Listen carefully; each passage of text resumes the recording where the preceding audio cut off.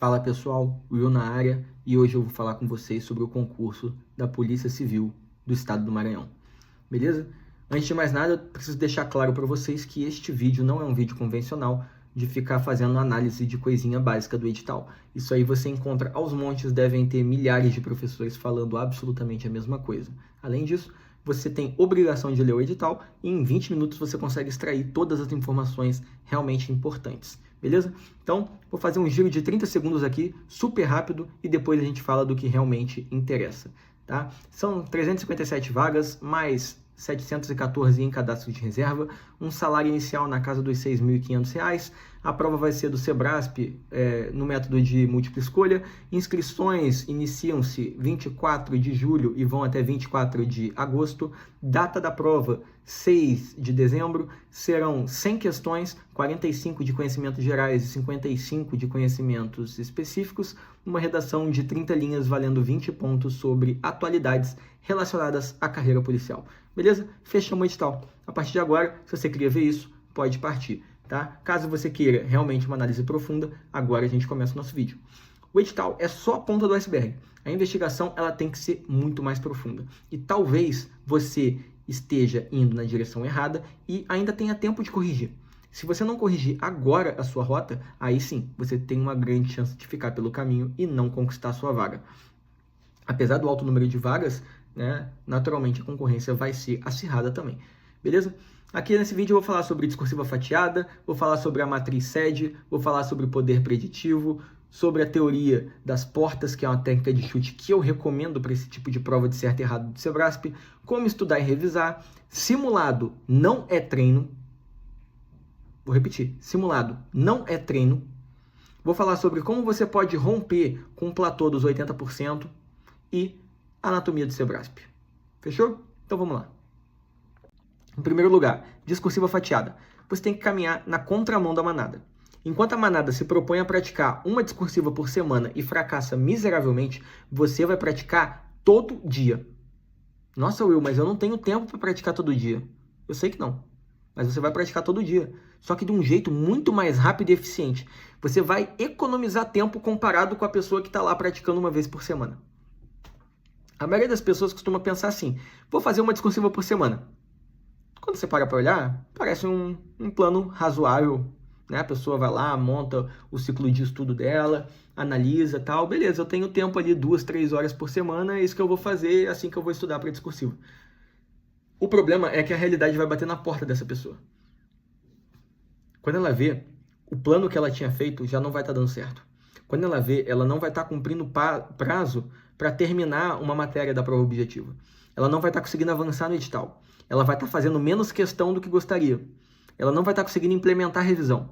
E quando olhar para tudo isso, adivinha quem que ela vai sacrificar? A prova discursiva. Então, se antes o planejamento era uma discursiva por semana, daqui a pouco vira uma a cada 15 dias. Daqui a pouco, nem isso. Daqui a pouco a pessoa faz uma por mês, deixa para a última hora, e aí fica naquela correria desgracenta no final das contas, né? As matérias elas vão se acumulando, a revisão atrasa, a discursiva vira uma tarefa grande demais e ela não cabe na semana do candidato. Por isso que eu falo, o treino padrão ele não acompanha mais a realidade. O método de estudo de discursiva que vocês fazem hoje, que a maioria dos professores de cursinho colocam para você treinar, é ultrapassado. Ele é baseado naquelas provinhas de Enem. Sabe aquela provinha de Enem, estilo textinho de atualidade, 30 linhas? É isso, é baseado nisso. O problema é, a discursiva fatiada, ela vai treinar a competência, a gente está falando aqui de competência, e foco em conteúdo. Por quê? Porque esse outro método, você vai focar muito em estrutura. Vai aprender a introdução, desenvolvimento, conclusão, faz isso, faz aquilo. Você vai ficar lá, matutando. Deixa eu te tranquilizar, estrutura você aprende em menos de 1 hora. Uma vez só. Não precisa ficar treinando. Vai por mim, não precisa ficar treinando. A nota da sua prova está no conteúdo. Sebrasp avalia conteúdo. Repete comigo. Sebrasp avalia conteúdo. Então, quando a gente treina discursiva fatiada, você vai todo dia ter contato com conteúdo. Você vai treinar competências específicas. Você não vai escrever 50 linhas, não. Você vai escrever 10, 5. vai escrever uma quantidade pequena, vai responder uma pergunta, 2 perguntas, vai responder tópicos. E vai estar o tempo todo treinando o contato com a matéria. A matéria que não só cai ali na tua discursiva, mas que também cai na prova objetiva. Conteúdo. Conteúdo. É assim que eu treino com meus mentorados. Outra coisa. A maioria das pessoas acompanha a métrica errada.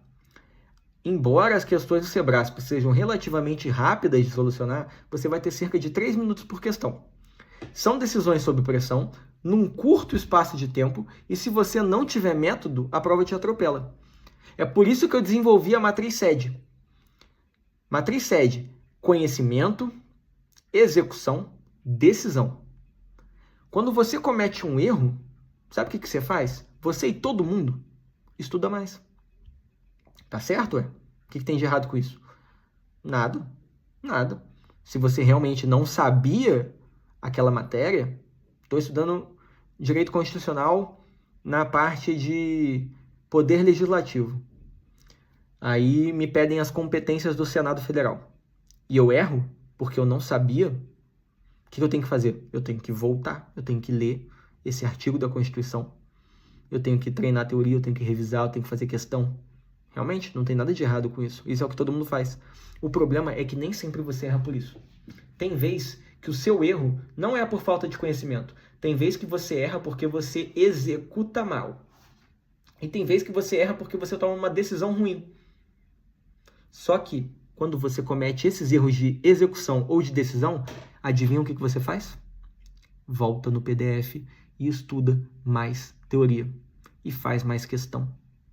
O problema é que você não está corrigindo esse problema. Você não está corrigindo essa deficiência. Por quê? A forma de você corrigir uma deficiência de execução é diferente. A forma de você corrigir uma deficiência de decisão é diferente.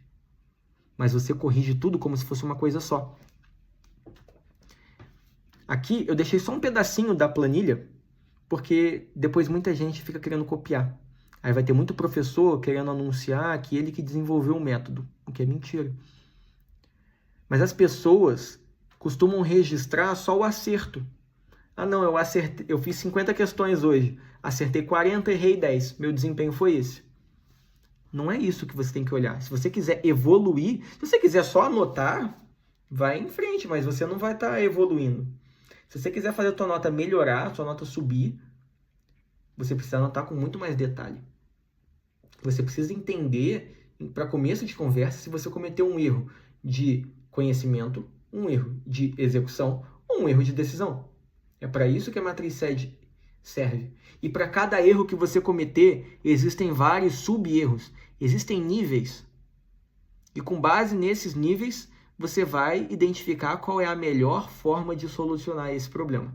Aqui no vídeo, está cortada a planilha, está só com um pedacinho dela. Tem muito mais detalhe que você tem que entrar para você poder realmente corrigir o seu problema. Porque eu tenho certeza que você não quer errar de novo a mesma questão. Você não quer errar de novo pelos mesmos motivos. Você quer saber corrigir os seus erros, certo? Então, percentual de acerto é só um placar. Categorizar o erro é o diagnóstico correto e é isso que você tem que fazer daqui para frente. Quando você constrói um caderno de erros, que é uma excelente ferramenta, você basicamente está criando um arquivo. Você pega a questãozinha que você errou, joga lá, beleza, depois eu volto para revisar. Às vezes você revisa, às vezes não. Mas basicamente o caderno de erros responde a uma pergunta: o que foi que eu errei? O problema é que ele pode virar depósito de questão e levar você, toda vez que errar, a ficar voltando na teoria. E aí você fica patinando, andando no mesmo lugar. Ou você pode ter uma planilha de desempenho que serve para medir. Ela vai responder a pergunta de qual foi o desempenho geral e qual foi o desempenho em cada disciplina que eu consegui. Você vai mostrar, você vai conseguir enxergar através dela onde você está perdendo ponto. Mas você não vai entender a causa. E aí você tende a continuar errando as mesmas coisas. Na Matriz SED, você também vai manter um caderno de erros. Você também vai manter uma planilha que controla quantos % da prova você está acertando. Só que você vai além. Você vai entender por que você errou e, principalmente, a melhor pergunta é: O que é que eu faço agora para solucionar esse problema? Você vai transformar o erro numa intervenção. Conhecimento, execução ou decisão. O caderno, ele guarda a informação. A planilha, ela faz uma medição. Já a matriz SED, ela faz uma correção efetiva. E aí, o problema é que a maioria das pessoas está presa no senso comum. O que eu chamo de poder preditivo é o seguinte. As pessoas já criaram algumas raízes na cabeça delas de que quando você lê uma palavra exclusivamente, sempre, nunca, você tem que ligar o alerta, né? Afinal de contas, exclusivamente, será? Sempre? Não sei, será que tem alguma exceção? Nunca? Que isso, hein? Somente? Não tem mais coisa? Você está acostumado a olhar para essas palavras e você associa que elas estão automaticamente erradas. E eu vou te mostrar com um exemplo simples que não é bem verdade, não é sempre assim. Você vai encontrar questões de exclusivamente e elas vão estar certas também. Vai encontrar questões com sempre, com nunca, com somente e o gabarito vai ser certo.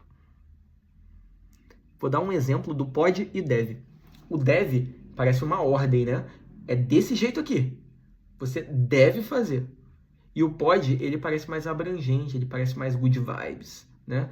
Então, você olha para uma questão que está falando pode e você olha e fala, deve ser correta. Você olha para uma questão com deve, você liga o seu radar e você pensa, tem caroço nesse ângulo. A questão é, você sabia que 45% das vezes que você vê uma questão de pode do Sebrasp, essa questão está errada? Ou seja, 55% está certo. Tem uma quantidade maior, tem uma quantidade superior de pode associado a correto. Mas você provavelmente não pensava que seria isso. Se eu fosse te perguntar, você talvez pensaria, 70% das vezes vai ser certo. Não é. É uma margem muito pequena. E para piorar o problema é que quando você... Isso aí é um dado geral. Quando você olha para cada matéria, você vai acreditar se eu te disser que em direito constitucional, 49% das vezes que você lê a palavra pode, a resposta vai ser certo? Ou seja, mais da metade das vezes que você lê a palavrinha pode em direito constitucional, o gabarito final é errado. Pois é, se você seguir só dica de internet, você vai dançar. O sinal, ele não é um marcador linguístico. Ou melhor, ele é um marcador linguístico. Você não pode tratar ele como gabarito. Ele não é veredito. Ele não é julgamento. Entende? Ele é só uma pista. Eu estou mapeando isso já tem quase um ano. Nesse um ano, já foram quase 10 mil questões. E não é 10 mil questões que eu faço, respondi essa aqui, acertei, errei, vou para a próxima. Não. Cada questão eu analiso a estrutura, eu analiso as nuances, eu analiso cada detalhe. Eu vou anotando, eu vou fazendo estatística para chegar em resultados melhores, para chegar realmente numa base que eu possa olhar para a banca e falar, agora eu tenho um padrão. Ou isso aqui não é um padrão. É isso que faz a diferença na hora da prova. Entende? Então, enquanto o candidato comum transforma uma pista, que é só uma pista, em gabarito, o olho te mostra o quanto a pista vale de fato. E aí a gente entra num próximo ponto também que as pessoas falam muito, que é sobre chute. Eu vou te apresentar uma perspectiva um pouco diferente, chamada teoria das portas, que trabalha diretamente com valor esperado positivo. Tá? É um conceito matemático que eu não vou me prolongar aqui nesse vídeo, porque a gente perderia muito tempo. Em uma questão com 5 alternativas, você não tem que abrir a porta certa de imediato. O que isso significa? Você tem lá 5 alternativas, A, B, C, D e E. Você não tem que procurar qual delas é a correta. Ou, se a questão estiver perguntando qual é a incorreta, você não tem que ir lá procurar qual é a incorreta, de bate-pronto. Você não tem que ir lá buscar onde você vai marcar o X logo de cara. Você vai fazer o quê? Num concurso do Sebrasp, você vai analisar cada alternativa como certo ou errado. Você não tem uma questão, você tem 5 questões nessa única questão. Entende? Em uma questão, você tem 5 itens, como se você estivesse fazendo uma prova de certo ou errado. E aí você vai, linha por linha, tentando identificar onde está o erro. É isso que você vai fazer. O teu objetivo é fechar portas. Se você perceber um erro, você vai cortar aquela alternativa, restam 4. Cortou mais uma, restam 3. E a tua probabilidade de acertar vai aumentando. Se sobrar só uma, ótimo. Se sobrar 2, a tua chance é 50%. Melhor do que 20% iniciais. Entende? Mas você vai começando a buscar o erro ou indício de erro na alternativa. Você vai estabelecer o índice de confiança daquela alternativa. Das 5, você vai fazer isso 5 vezes. Estabelecer índice de confiança. Índice de confiança. Você vai me ouvir falar muito disso. Você vai estabelecer índice de confiança. E você vai tentar eliminar o máximo de alternativas, aumentando o seu valor esperado positivo. Tem 3 pilares na teoria das portas. Pilar 1. É mais fácil localizar o erro do que o acerto. Pilar 2. Trate cada alternativa como um item de certo ou errado e estabeleça o índice de confiança. 100% ou 90% de confiança, elimine. Menos que isso, não elimine. Só elimine quando houver confiabilidade. E aí, no final, você vai comparar as alternativas sobreviventes. Aí sim você vai comparar uma alternativa com a outra. No início, você vai olhar cada uma isoladamente. Só depois faz a comparação. O objetivo não é eliminar o máximo de portas possível. Mas como assim? Não foi o que você acabou de falar? Não. O objetivo é eliminar o máximo de portas com qualidade possível. Se você só sair tentando eliminar todas as questões, no final das contas, você pode cometer um erro de julgamento. O objetivo é encontrar com qualidade, com confiabilidade, questões que você tenha um índice de confiança elevado para você eliminar, aumentando o seu valor esperado positivo. Entende? Tem uma grande diferença nisso aí. Ponto 5, que muita gente tem dificuldade, é compreender que o pós-edital é um jogo de prioridade. Então, como é que você vai revisar nesse jogo de prioridade?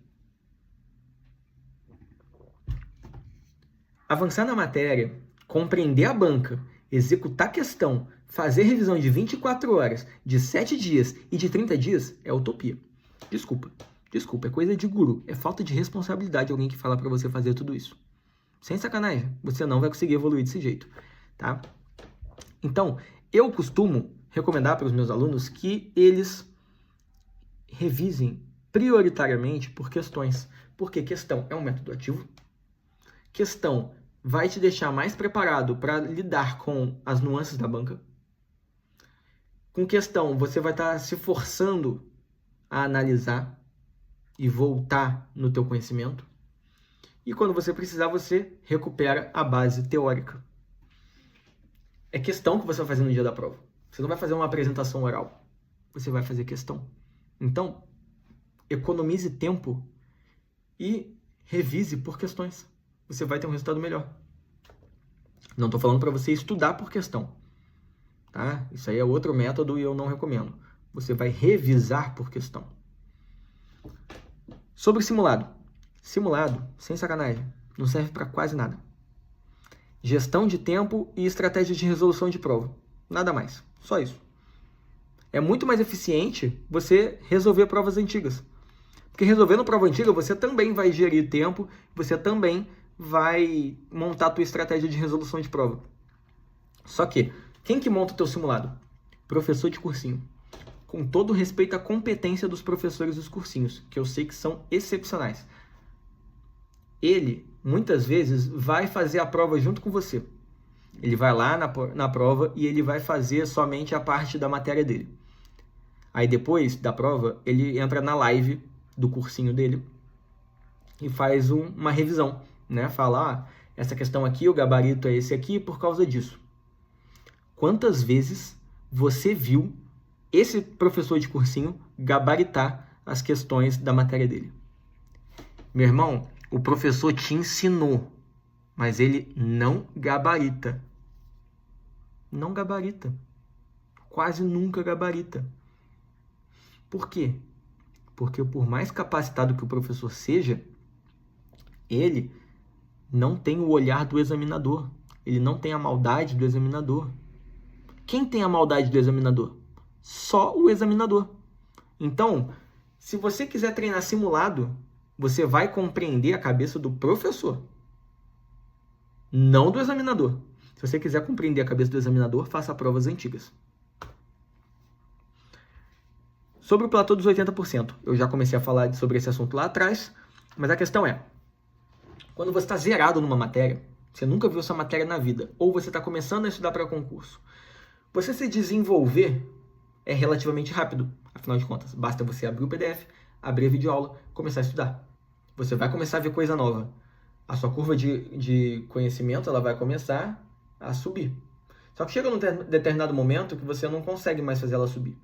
Então, de 0 a 60%, até se você estudar errado, com técnica errada, se você estudar cagado, você vai evoluir.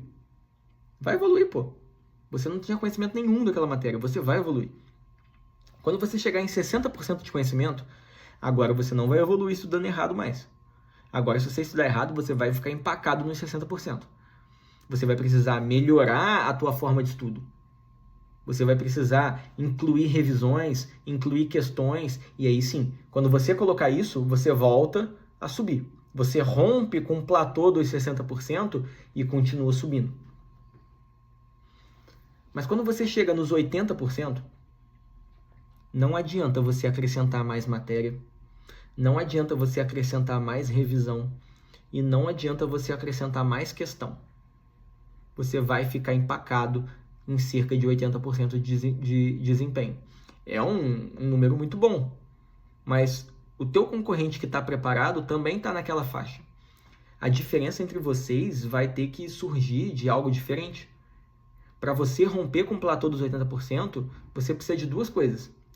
Voltar naquela matriz SED que eu falei para você. Por quê? Porque nem tudo você vai resolver com mais estudo. Então você vai começar a entender o seu sistema de decisão e o seu sistema de execução.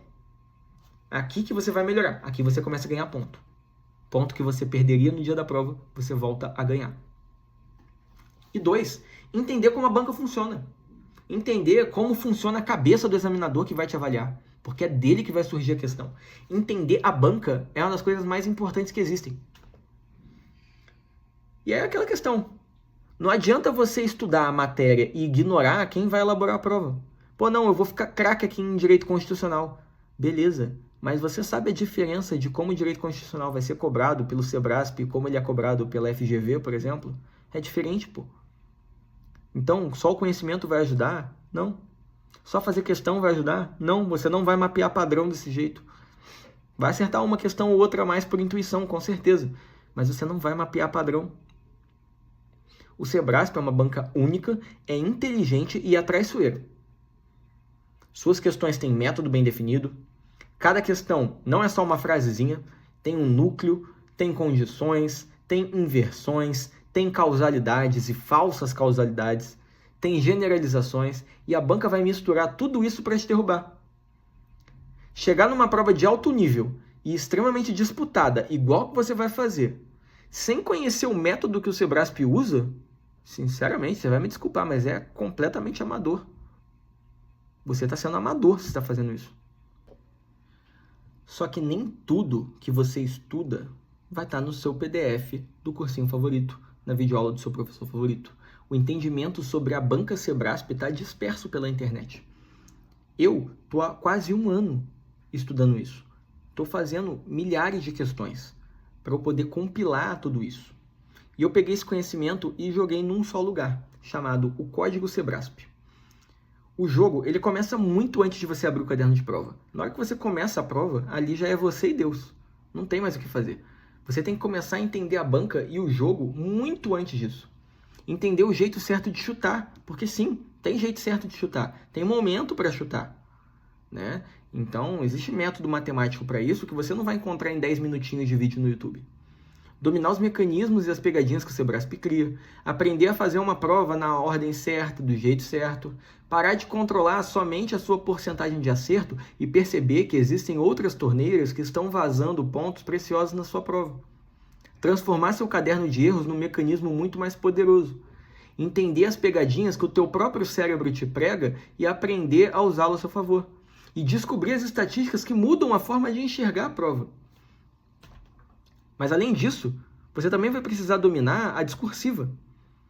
Praticar a discursiva com mais frequência e de modo mais fácil. Perder o cagaço de escrever, porque muita gente simplesmente trava. A pessoa sabe a matéria, a pessoa sabe o assunto, mas ela não consegue escrever sobre isso na hora H. Não consegue escrever sob pressão. Fazer caber o seu conhecimento em 30 linhas, porque você pode saber e você pode não travar. Mas se você começa a postergar muito, mas quando você vê, não vai caber em 30 linhas, ou você vai deixar de falar algo importante e vai perder ponto. Aprender a praticar a estrutura de uma peça técnica, entender o padrão de resposta do Sebrasp para maximizar pontos, reduzir ruídos que tornam o seu texto confuso e prolixo, aprender a escrever de forma clara. Otimizar seu estudo de discursiva para servir também como revisão. Chegar na casa dos 90% e aí sim, aí você se diferencia da concorrência, aí você ganha classificação. Para tudo isso, unindo o conhecimento da banca Sebrasp para a prova objetiva e unindo o conhecimento da banca Sebrasp para a prova discursiva, eu criei um sistema integrado para alta performance chamado PCMA Skills. Conquiste vantagem competitiva contra a concorrência. É um sistema que vai integrar, então, esses dois treinamentos, o Código Sebrasp e o Discursivas da Polícia Civil do Maranhão. E eu empacotei isso de duas formas. Uma, para aquelas pessoas que preferem ter um acompanhamento mais de perto, para quem prefere ter uma solução mais sofisticada, né? Que é a mentoria individual, o olho. Eu vou junto com você até o dia da prova. Eu vou identificar os gargalos da sua preparação, eu vou implementar o meu sistema SED e a minha curadoria de questões, que é uma seleção artesanal dos itens que mais se alinham com as suas necessidades. Eu vou criar temas de discursivas fatiados e vou corrigir 5 discursivas ou peça técnica com feedback detalhado. É o nível mais sofisticado de acompanhamento que eu ofereço. E por isso, as vagas são limitadíssimas. Talvez, dependendo da hora que você assistir esse vídeo, já não tenha mais vaga. Então, consulta a disponibilidade e, tendo vaga disponível, vai ser um prazer te receber junto comigo. Mas, a maioria das pessoas, ou por falta de dinheiro, ou por qualquer outro motivo, não investe numa mentoria. E tá tudo bem. Pensando nisso, eu resolvi entregar o mapa do ouro para você. Nisso, você não vai precisar se preocupar em pagar um valor mais elevado de mentoria. Você vai simplesmente receber um mapa na sua mão, já vai ter o caminho das pedras e só vai ter o objetivo de seguir esse mapa. O seu trabalho vai ser só seguir o mapa, que é o PCMA Skills. De um lado, você vai receber o código Sebrasp, que é o mapa da mina de ouro para ganhar pontos na prova dissecando a mente do examinador, e do outro, você vai desenvolver competências práticas com discursiva PCMA, equipado com o meu método de eficiência discursiva fatiada. E por último, eu ainda lanço um bônus para você. Os 20 primeiros que adquirirem o PCMA Skills vão receber o meu agente neural, meu agente de inteligência artificial, Will, que serve como um mentor de discursivas que vai te ajudar a chegar na casa dos 90% ou mais na discursiva de forma mais rápida, de forma mais prática, de forma mais fácil. Beleza? Se você decidir seguir sozinho, eu desejo uma excelente jornada rumo à aprovação. Tenho certeza que você, só com esse vídeo aqui, já vai conseguir extrair muito valor, já vai melhorar muito a sua forma de enxergar a prova. Mas se você quer a minha ajuda, se você sente que eu realmente tenho condições de te ajudar a chegar lá mais fácil, mais rápido, com menos ansiedade, chegou a hora de você dar o próximo passo. Me chama no WhatsApp, nesse número que está na tela, diga que você veio através desse vídeo e ganha uma condição especial.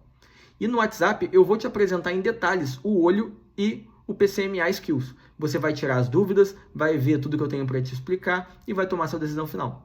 Não se esqueça, olhe aquilo que os seus concorrentes não enxergam. A vantagem competitiva nasce daquilo que você faz diferente deles, beleza? Se você fizer a mesma coisa que os seus concorrentes para sempre, comprar os mesmos cursinhos, consumir o mesmo conteúdo que eles, você vai fazer uma prova muito parecida e vai ficar dependendo da sorte. Beleza? Não queira depender da sorte. Começa a olhar de forma mais estratégica e ver a prova de forma mais ampla. Fechou? Então tá bom, pessoal, isso é o que eu tinha para passar nesse vídeo. Espero que eu possa ter ajudado. Espero também que você possa caminhar ao meu lado. Te vejo logo mais. Valeu!